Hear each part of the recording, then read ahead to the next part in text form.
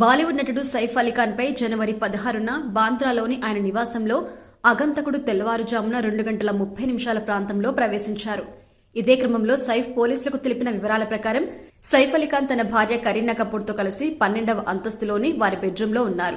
జనవరి 16న తెల్లవారుజామున 2:30 నుండి 2:40 మధ్యలో తన ఇంట్లో అలికిడి వినిపించింది.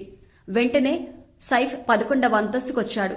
పిల్లలు తైమూర్, జహ్లను సంరక్షకులుగా ఉన్న వారిపై అక్కడికి చేరుకున్న అగంతకుడు దాడికి పాల్పడ్డారు. వారిపై అక్కడికి సైఫ్ రాగానే అతనిపై కత్తితో ఇష్టం వచ్చినట్టుగా పొడిచారు.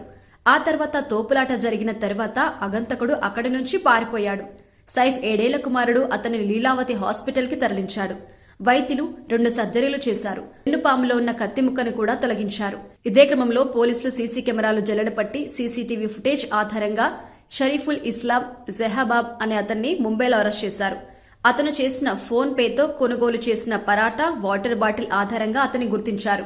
ముంబై కోర్టులో హాజరుపరిచారు. ఇటీవల కోర్టు షరీఫుల్ ఇస్లాం జెహాబాజ్ కి 5 రోజుల పాటు పోలీసులు కస్టడీకి ఆదేశించింది.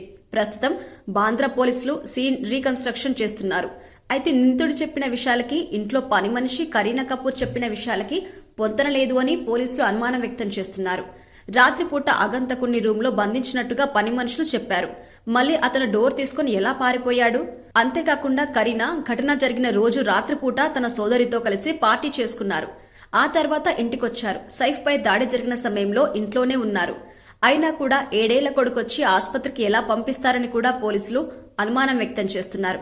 అంతేకాకుండా కరీనా ఘటన జరిగాక మధ్యాహ్నం వెళ్లడం, రాత్రిపూట పని మనిషితో మాట్లాడుతూ టైంపాస్ చేయడం అనుమానాస్పదంగా మారిందట.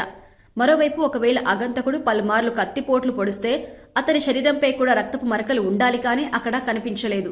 మరోవైపు ఇది ఒక్కరు చేశారా, ఇద్దరు చేశారా, వేరే వాళ్ళు ఉన్నారా అన్న దానిపై పోలీసులు విచారణ చేపట్టారు. బాంద్రా పోలీసులు పని మనిషి చెప్పిందానికి కరీనా చెప్పిందానికి వ్యత్యాసం ఉందని అన్నట్టుగా కూడా తెలుస్తోంది. దీంతో ఈ కేసులో కరీనా పాత్ర మెయిన్ గా ఉందా అన్న అనుమానం కూడా పోలీసుల్లో మొదలైంది. ఇక ఇదే కోణంలో ప్రస్తుతం పోలీసులు విచారణ చేస్తున్నారు.